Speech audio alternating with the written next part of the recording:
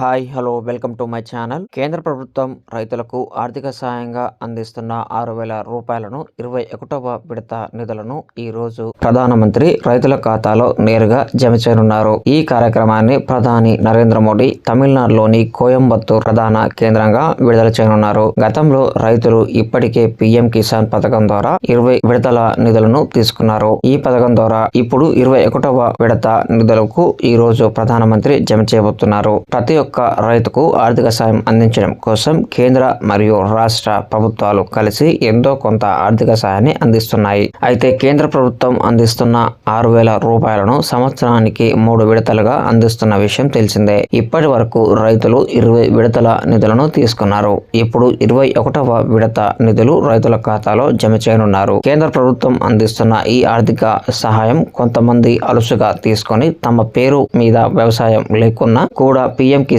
నిధులను తీసుకున్నారు.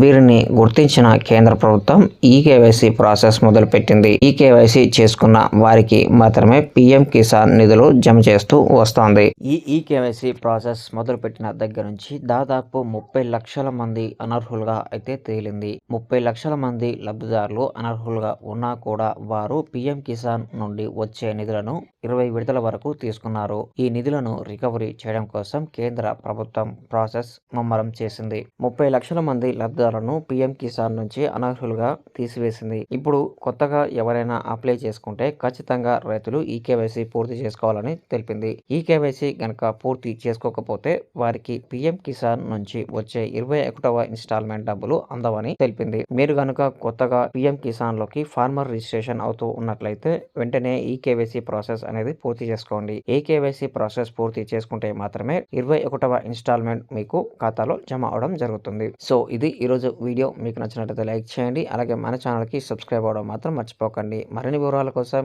ఇప్పుడే ఇక్కడ కనిపిస్తున్నటువంటి వెబ్సైట్ని విజిట్ చేయండి. మీకు కనుక డబ్బులు జమ అయితే వెంటనే కామెంట్ రూపంలో అయితే తెలియజేయండి. Thank you.